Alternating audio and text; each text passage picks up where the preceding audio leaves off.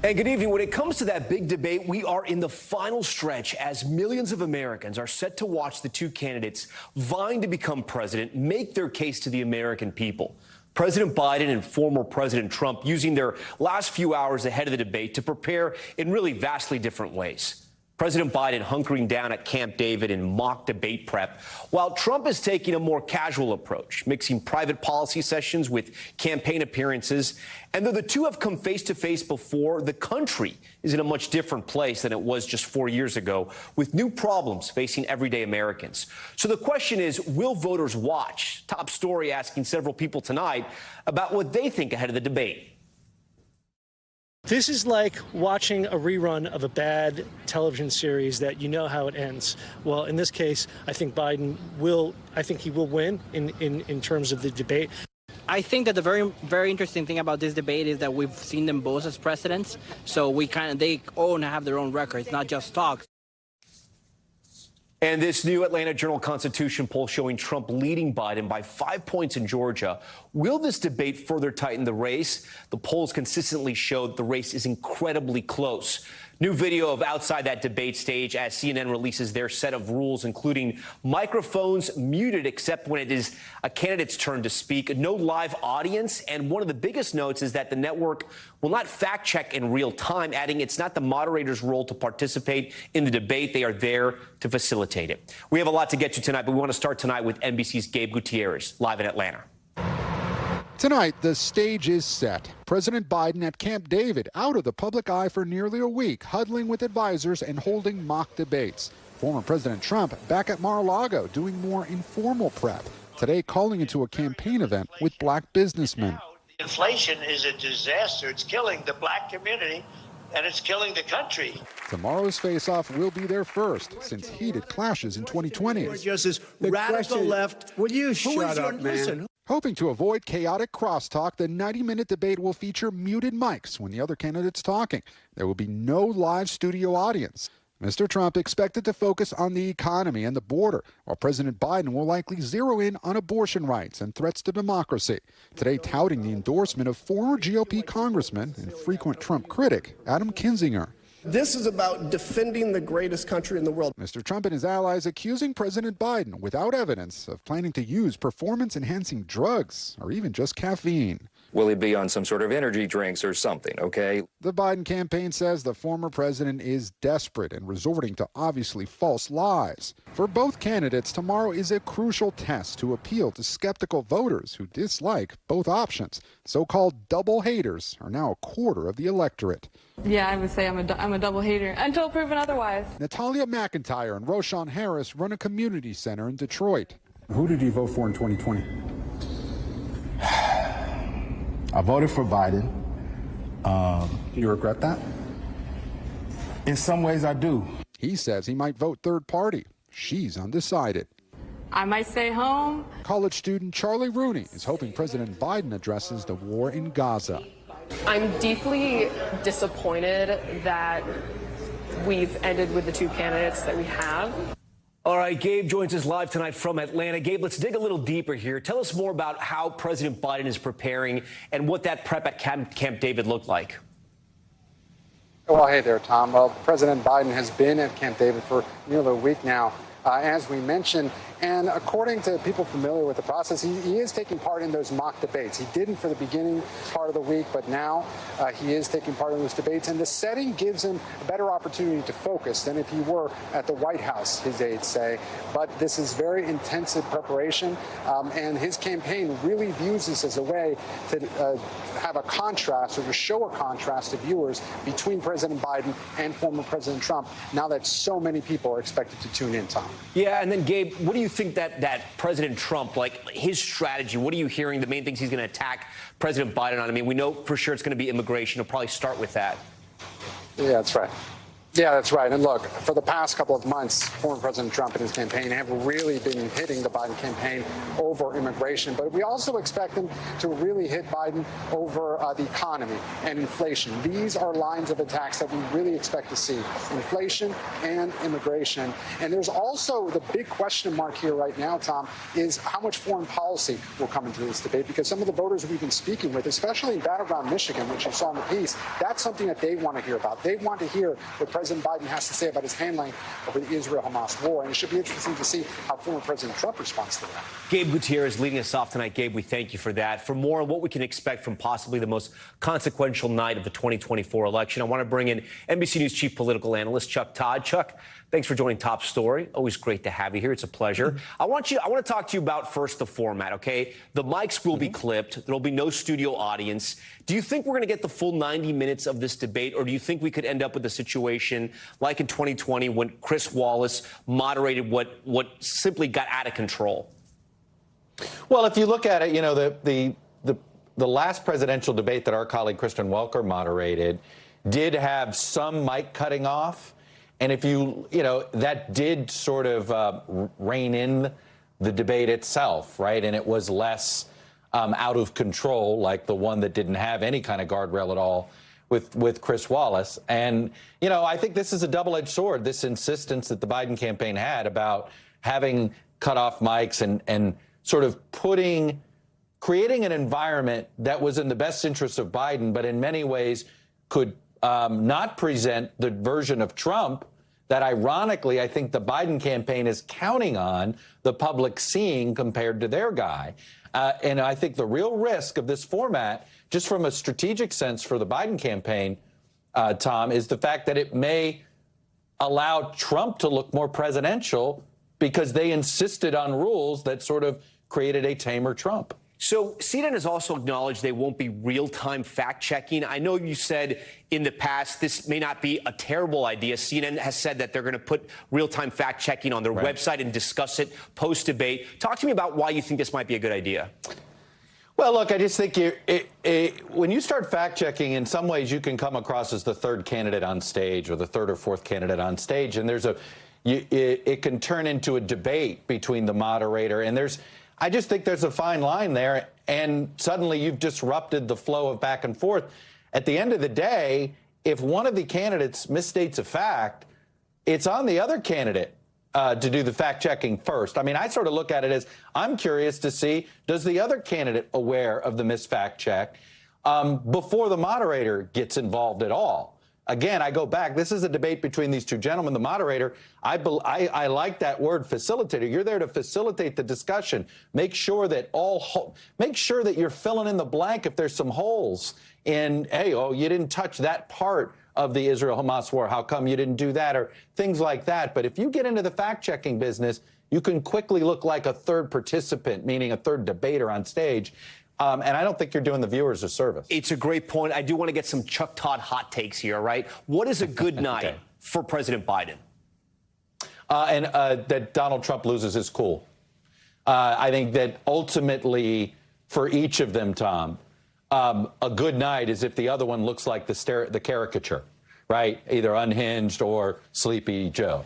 Okay, well, then that was my second question. What's a good night for former President Trump? Yeah, I think it's all about Biden looking like he showed his age. And then the story doesn't end here with this debate, right? We have a second one scheduled for September. If this debate goes sideways, does that put that debate in jeopardy, do you think? Well, it depends on who's winning or losing at the time of the debate. Tom, I actually, and I wrote this for my column this week, you know, I think the fact is right now both campaigns have a lot more to lose with this debate than gain. I wouldn't have said that even 6 weeks ago. I think there was a time Biden really needed to shake up this race and needed this debate when he had it. But I think right now both campaigns oddly feel pretty good about where they stand. Biden feels like he's recovered a bit. Maybe the conviction took a point or two off of Trump. Trump, meanwhile, is caught up financially. He feels pretty good. I have a feeling they're both going to be on their best behavior because again, I think much more to lose for both of them than gain. So we've covered this campaign and this election from the get-go, right? And I understand there's a lot of Americans out there who are very unhappy with the choices they have. But I do have to tell you, for the first time since covering this campaign and this election, I'm hearing from people that aren't in our business, who have not talked to me at all about the election, who are excited about this debate, or at least curious, right? And this is just anecdotal. This is in my circles. But it's something that I've noticed is different, because they weren't talking about anything else about the election or the candidates, and yet they seem to want to be wanting to tune into this. Are you finding the same? And do you think this is going to be a big moment for this campaign and this election? Look, I do think that there's a lot of interest, curiosity, and look, this is why this is breaking through. We talked about, we live in a very fragmented society on media, and you know, I really believe 40% of the country only knows a caricature of the other candidate. And I mean this, a mirror image of each other in about 40%, right? So, you know, this is going to be a potentially healthy moment for the country to sort of, maybe there'll be some things that are demystified, both in the blue world and in the red world, if you will. So, yes, I do think that that's real, but that's why I think both campaigns have more to lose. You know, I think the double haters are coming in here going, okay, I got to figure out which one of these guys is the one. And if they come in looking like that first debate you did from last cycle, then all of a sudden they get Kennedy curious. All right. Chuck Todd, we appreciate you. Thanks for coming on Top Story tonight. You can join us tomorrow night for coverage of President Biden and former President Trump's presidential debate hosted by CNN. I'll have special coverage and analysis beginning Thursday at 7 p.m. Eastern on NBC News Now, and the debate starts at 9 p.m. And as we've mentioned, one issue expected to be a heated topic at tomorrow's debate is immigration. Tonight, the murder of a 12-year-old girl in Houston has become the latest flashpoint. Authorities charging 2 Venezuelan migrants who were detained at the border and then released with capital murder. NBC's Guad Venegas has the latest on that investigation. Tonight, chilling new details in the murder of 12-year-old Jocelyn Nungaray in Houston. 2 Venezuelan migrants, 22-year-old Johan Jose Martinez Rangel and 26-year-old Franklin Peña, charged with capital murder after authorities found the body of Jocelyn strangled. These monsters took that opportunity from her, from our family, of watching her. According to a motion filed by prosecutors, the men spent at least 2 hours with a minor, tied her and dumped her body under a bridge where neighbors found her hours later. Prosecutors sharing details they say came from the phone of one of the suspects and his own admission. At his arrest, he had a bite mark on his arm and scratch marks on his arm. Did say that he did tie her up and that he suggested that they throw her into the bayou to get rid of any DNA. Peña stated that he just kissed her and then helped throw her in the bayou, but that Martinez Rangel did everything else. According to our Houston affiliate, one of Jocelyn's family members shouting murder and "I hope they kill your children" in Spanish at Martinez Rangel as he left a bail hearing on Tuesday. An attorney for Peña telling NBC Houston earlier this week he is very remorseful for the situation that he finds himself in. Attorneys for Martinez Rangel have not responded to NBC's request for comment. According to an ICE spokesperson, Martinez and Peña were apprehended by Border Patrol after entering the country illegally earlier this year. Both were released with notices to appear to continue their legal process with immigration, but it isn't clear when they arrived in Houston. The case now becoming a political flashpoint. These monsters should never have been in our country, and if I were president, they would not have been in our country with a strong border. A Biden campaign spokesperson responding to attacks levied by Trump on social media, writing in part, Donald Trump is making Americans less safe by blocking the border deal. The White House sending condolences to the family, writing in part in a statement, anyone found guilty of this type of heinous and shocking crime should be held accountable to the fullest extent of the law. Jocelyn's grandfather calling for change as the family mourns her death. It shouldn't have happened. And how do we stop it? Is by asking our leaders to change the system. Immigration needs to get redone. All right, Guad joins us live tonight from Atlanta. Guad, are these suspects still being detained, and what punishment could they face if found guilty? Tom, the suspects are being held under a $10 million bond, and under the current charges, prosecutors cannot seek the death penalty. But according to the district attorney, this is an ongoing investigation, and if any evidence or the pending results of a DNA test kit show that the victim was sexually assaulted or kidnapped, that would change everything, and the prosecutors would then be able to seek the death penalty. Tom? Guad Venegas for us tonight. Guad, we thank you. We want to turn now to the Supreme Court slip-up we told you about earlier. Officials there acknowledging a document related to the Idaho abortion case was inadvertently posted online. The contents suggesting the court could rule in favor of permitting emergency abortions in Idaho. It's the second time in 2 years this has happened with a major Supreme Court decision on abortion. NBC's Laura Jarrett has more on today's misstep. Tonight, a mistake of epic proportions rocking the U.S. Supreme Court. A closely watched decision on abortion set to come down any day now, mistakenly and briefly posted to the court's website this morning, indicating the high court is likely on the verge of allowing emergency abortions in Idaho. The document obtained by Bloomberg Law before it was quickly removed from the website.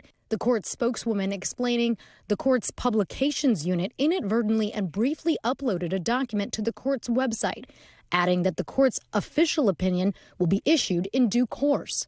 NBC News has not verified whether the document is the final version of the opinion or a draft, but the media's rare advanced access in this case,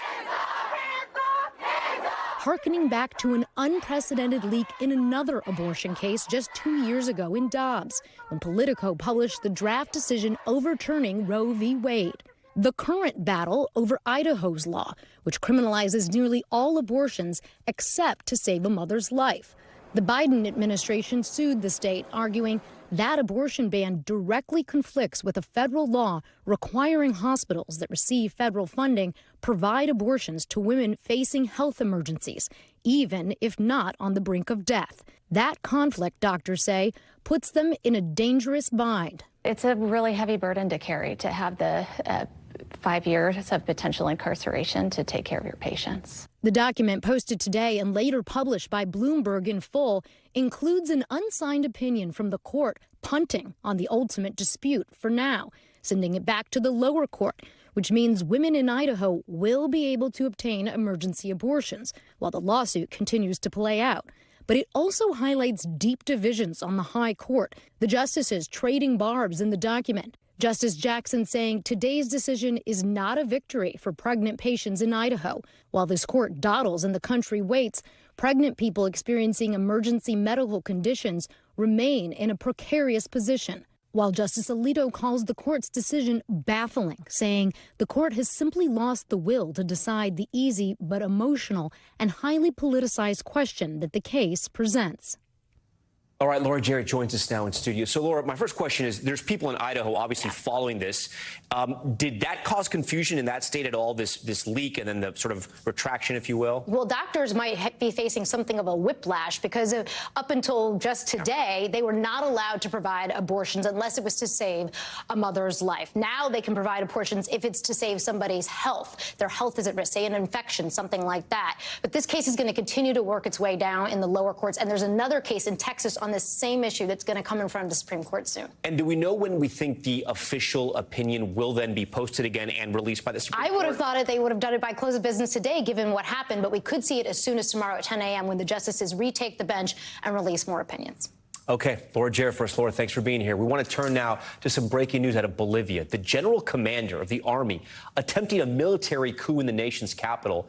Bolivian TV showing the moment armed vehicles rammed into the gates of the presidential palace. You see it right there. As Bolivian military forces took over the capital's central square armed with weapons and shields, the president denouncing the, quote, irregular mobilization and urging the public to organize against it. Many following his calls to stand firm, lighting fires in the street and putting up barricades against military personnel. I'm joined tonight by NBC's David Noriega, who's following this for us to help us understand what's unfolding there. David, give us the latest on the situation.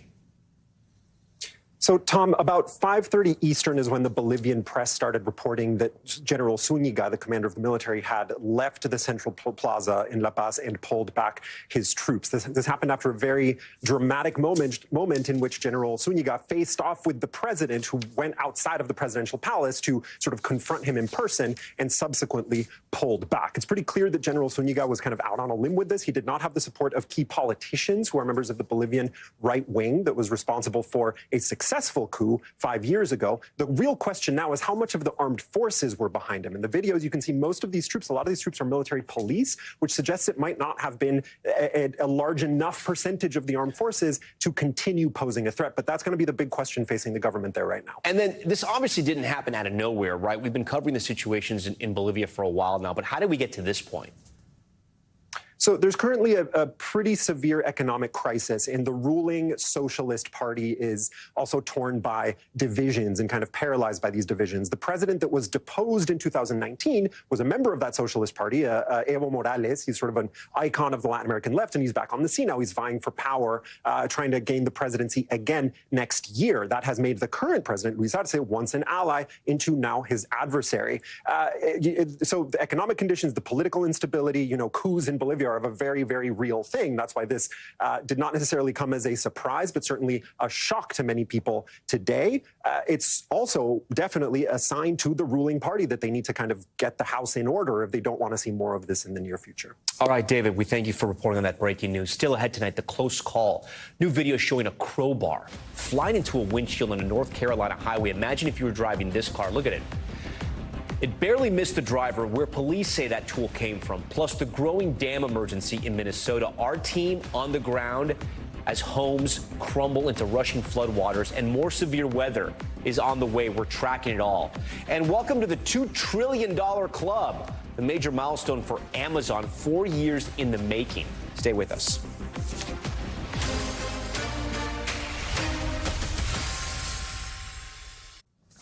All right, we're back now with the severe weather pounding parts of the Midwest. Tonight, nearly 3 million people under flood warnings. The catastrophic storms already causing unprecedented amounts of damage throughout the region. Our Adrian Broadus is in Minnesota as more intense weather is on the way. Minute by minute, the landscape here crumbling. This Minnesota home swallowed by rushing floodwaters.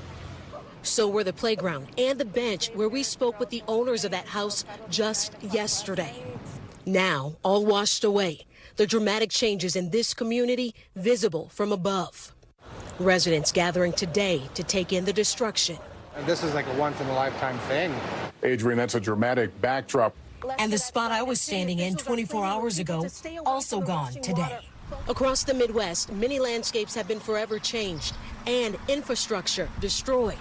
In South Dakota, residents forced to evacuate during this week's flood are still waiting to return to unrecognizable neighborhoods. It was insane. It sounded like a war zone out there. In Sioux City, Iowa, neighborhoods still look like lakes.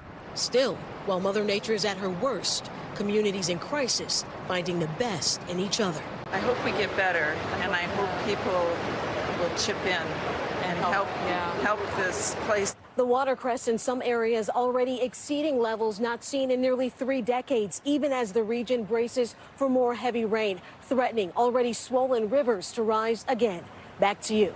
Adrian Broadus with those devastating images. For more on this extreme weather, I want to turn now to NBC meteorologist Bill Cairns. Bill, a reminder of how strong those floods can be sometimes. Yeah, the power of water is always just incredible. We see it when we get hurricanes, landfall, rivers like this. So now we're watching severe storms. We have a lot of areas at risk. We're now seeing thunderstorms along the Mass Pike, but this gets our attention. Severe thunderstorm warnings now heading from Pennsylvania into New Jersey and on their way towards the New York City area in about 2 hours from right now. This has wind damage potential and lightning with it, maybe some small hail. Tornado risk is very, very small in the Northeast, but these should cause problems at all the New York City airports. And about 90 to about 120 minutes from now. Then tomorrow, we track a new storm system that's now in the Pacific Northwest, severe storms heading into the northern plains. This is important because this is the next storm system in heavy rain heading for the flood zone areas from Iowa all the way up into southern Minnesota, maybe even isolated severe storms. It does look like the possibility, Tom, of some heavy downpours over those flooded rivers and streams. Talk to me about the heat. We've been asking you about it nearly every day. We've been out here for the last couple of weeks now. Where is it heading, and which areas of the country should really be concerned? Yeah, it's still extremely hot, but the number of people in the watches and warnings has been dropping. We're now at about 39 million. Still extremely warm from Oklahoma City towards Dallas and a few spots in the southeast. Even at this hour, many areas feel like they're above 100. Corpus Christi, that's gross, 109. Dallas feels like 108. Today we hit 100 degrees in Atlanta. First time we've done that in about 8 years in June. And so tomorrow, very hot once again in all these areas. And it's just that time of year. We're not going to see this ending as we head through the weekend. Dallas, 100 to 101. Atlanta approaching 100 right through the weekend. The southern half of the country, Tom, is going to end up with one of the hottest Junes they've ever seen. All right, Bill Cairns for us. Bill, we always thank you. Still ahead tonight, the new developments following the death of actor Matthew Perry. The potential charges for those tied to giving the beloved actor the drugs that contributed to his death. Stay with us.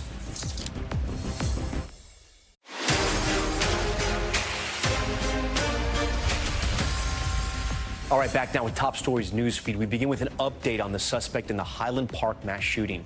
Robert Crimo backing out of a plea deal in a surprise move today. He was expected to plead guilty to 55 counts and agree to a sentence of natural life in prison. He will now go to trial in February of 2025 on more than 100 charges. He's accused of killing 7 and injuring dozens more at a 2022 4th of July parade in a Chicago suburb. New details tonight in the death of Friends star Matthew Perry. A source familiar with the investigation confirming to NBC News that several people could be charged for supplying Perry with ketamine before his death. A medical examiner revealing the acute effects of ketamine contributed to the 54-year-old's death after he was found unresponsive inside a hot tub in October. And a driver is lucky to be alive after a close call on a North Carolina highway. Take a look at this dash cam footage capturing a crowbar smashing through a driver's windshield after falling off a car ahead. The point ending up just inches from the driver. Thankfully, she was able to pull over. No one was hurt. State troopers taking fingerprints in an attempt to find that crowbar's owner. And Amazon's market cap reaching $2 trillion for the first time. You heard me right, trillion. Today, the company's shares closed up 3.9% to $193.61 for a single share. And the shares of Amazon have surged 27.5% so far this year. Amazon is now the 5th U.S. company to be worth $2 trillion or more, including Apple and Microsoft.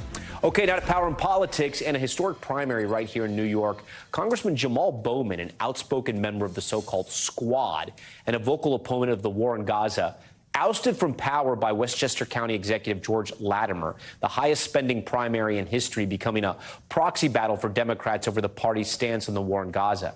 Ali Vitale spoke to voters about the contentious race. Tonight, the fallout from an historic Democratic primary in New York. Westchester County Executive George Latimer knocking progressive firebrand Jamal Bowman out of the House. Tonight we turn a page, and we say that we believe in inclusion of everybody. Latimer bested Bowman by double digits in New York's 16th congressional district, which includes part of the Bronx and the suburbs outside New York City. Bowman is the first ousted member of the progressive lawmakers who call themselves the Squad, and just the third incumbent to lose their seat this cycle. The congressman, defiant in defeat, at one point lashing out during his concession speech after he felt his concentration was broken. It's coming. Why you mess it up? Why you mess it up? Damn, I'm in the zone up here. It was a bruising primary fight. Yeah. He's nowhere to be Mr. Latimer, found. go ahead. Get out of here, man. You're nowhere to be found. One that showcased Democratic divides dating back to Hillary Clinton and Bernie Sanders in 2016. The two former rivals endorsed on opposite sides of this race. Jamal's victory will be significant. New York's 16th broke records, the most expensive House primary in history. $25 million spent on ads, much of it from groups tied to AIPAC, a pro-Israel group at odds with Bowman's calls for a ceasefire and anti-Israeli stance. Is that the central issue in this race as you see it, though? It is, because he was recruited by AIPAC to run against me because I called for a permanent ceasefire very early on. Voters here motivated by a mix of local and national issues. What brought you out to vote? I thought this was a very important race to just make my vote matter, especially for Westchester County. As well as the general tone of the candidates, which got colorful at times. I just feel like Bowman is just a little too aggressive. All the cursing, profanity, all the extraness, it's not needed because you're a man that's representing everyone. But a bitter Democratic divide over Gaza on full display in an area with a significant number of Jewish voters. He's been a really strong advocate for the Palestinian people. Latimer wants to bring Israel and the Hamas to the table and come with a long-term solution. I feel like that's much better. Those Democratic divides evident on election night. We should be outraged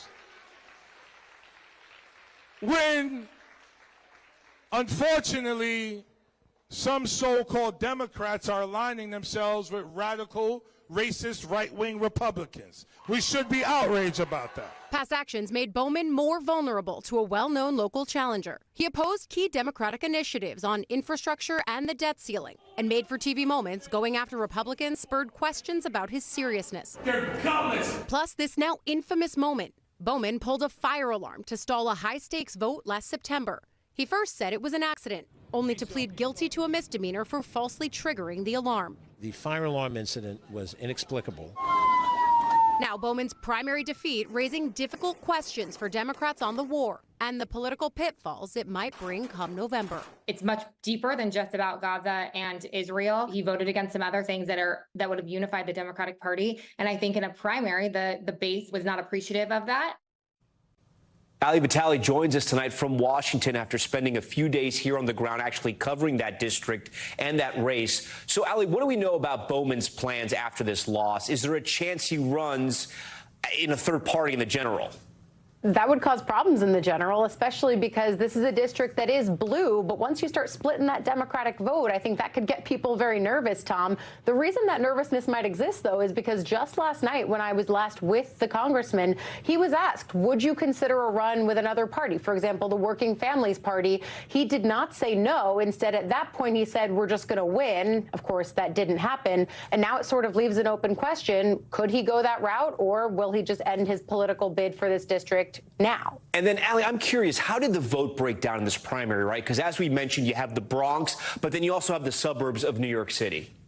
Exactly. And this district before redistricting was way more Bronx than it was Westchester County. Now it's the Bronx is a sliver and Westchester County is the bulk of this district. So when you look at the vote breakdown, Bowman did really well in the Bronx. He blew it out. He got over 80% of the vote. But that's not where the bulk of the votes were in this district. Instead, it was really a 2-to-1 split for Latimer when you got into Westchester County. And I'll just tell you, anecdotally, I grew up in this area. I know a lot of the profile of candidates who have represented it before, and in my conversations with voters, it was clear many of them felt that Bowman was no longer aligned with that. And then finally, Ali, what, if anything, could Democrats pull from this race for the general election? Were there lessons to be learned? There are lessons. I'm not sure anyone's learned them yet, Tom. But the three that I'm looking at are the conversations that we're seeing bubbling already on Capitol Hill. The first is the ways that progressives are going to now deal with Democratic leadership. There was some griping behind the scenes about Democrats feeling their leadership, Hakeem Jeffries and others, didn't necessarily do enough for Bowman. Of course, leadership would forcefully push back on that and say, look, we respected the election results last time. We're respecting them now. This is what voters want. We just want to take back the majority. The second thing I'm thinking of is just the role of outside money. We've heard a lot about that from progressives, from Democrats writ large. Do they make a push on that, especially just given the amount of money AIPAC put into this? And then, of course, you've got another primary that's going to go kind of along these lines in Missouri with Congresswoman Cori Bush. AIPAC could be looking to put money into that race as well. That's really the next electoral test I'm going to be looking at to see if there's any lessons learned ahead of November, when all of them will be put to the test at the same time. All right, Ali Vitale, always great to have you on. We do want to head overseas now to Russia and the detainment of Wall Street Journal reporter Evan Gershkovich. The trial beginning today, more than a year after he was arrested on espionage charges, which the U.S. categorically denies, and the Wall Street Journal calls completely bogus. Andrea Mitchell has the details. Wall Street Journal reporter Evan Gershkovich on trial today 1,000 miles from Moscow, now in a cell with other prisoners. Locked in a glass box, appearing thin, his head shaven. managing a thin smile, even nodding and waving to the cameras. Imprisoned for more than a year on a false espionage charge, which the U.S. vehemently denies. Russian prosecutors claiming Evan was acting on orders from the CIA to spy on a tank factory. He faces 20 years in prison if convicted. Amr Latour, publisher of the Wall Street Journal, saying it's part of a methodical Russian attack on a free press. His head was shaven, not by choice. That, I think, all fits this Russian narrative of making him look like a prisoner, making him look like someone who committed a crime. Evan's parents in March were hopeful. We are keeping ourselves optimistic. That's the best way we can cope with it. Pessimism will kill all the hope.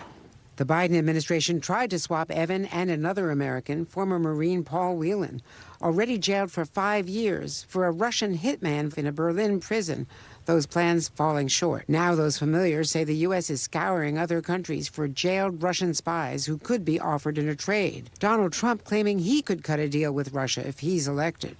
Vladimir Putin, president of Russia, will do that for me, and I don't believe he'll do it for anyone else. There's no evidence Trump could get Putin to release Evan.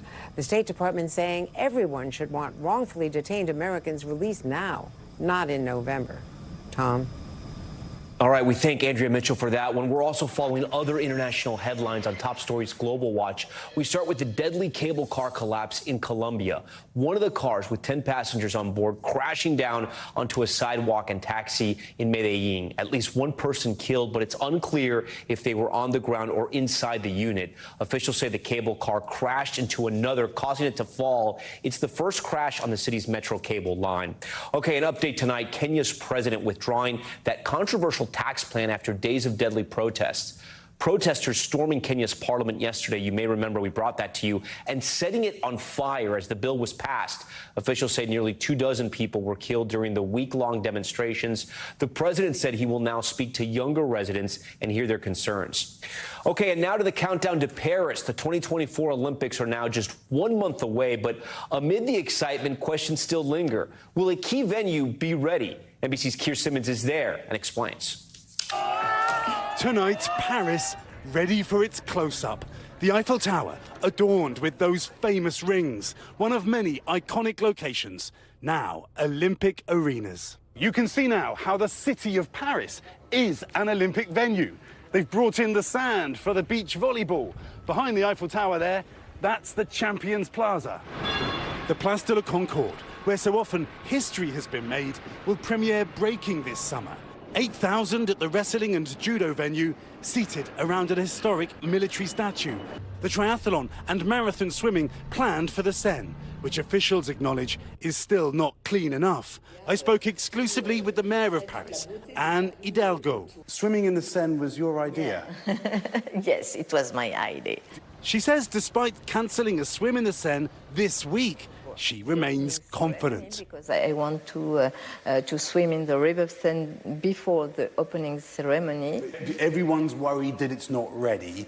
You say, yes, je ne regrette rien? It's ready, it's ready. Down on the river, an American-French family living on a houseboat will move to make way for an opening ceremony like no other. There's events right here, just behind us. It's absolutely phenomenal. And the opening ceremonies on the river, I mean, there's nothing like it. They hope the world will see the Seine the way they do, as magical. All right, Keir Simmons joins us tonight from Paris. So, Keir, I think we need a little bit more context for our viewers. Explain what exactly is happening with the river and the mayor, because it sounds like they made a promise. They did, Tom, and as beautiful as Paris looks tonight with the sparkling Eiffel Tower, I got to tell you, I got to be honest, I've been looking at the Seine this week. I wouldn't swim in it. It's brown, the waters are moving fast. Now, what they say is, despite the scientific results, the high E. coli readings, that as the summer really kicks in, it will reduce the water levels, it will change the water, they will be ready. And you heard the mayor there saying that she still plans to swim She is determined that she will be able to do that. But in the end, what's caused it is a lot of rain in recent weeks, Tom, and that just floods the river and brings out the kind of stuff you don't want in that water. And there's nothing they can do about that. They spent $1.5 billion in the last 10 years. It has changed the Seine, but every month is different. We're hoping next month is different from the way it is now. Yeah, we hope so too. Okay, you mentioned it. We see it there behind you. The Eiffel Tower is just exploding with life right now. What is the atmosphere like in Paris, right? Are Parisians excited or are they feeling a little inconvenienced?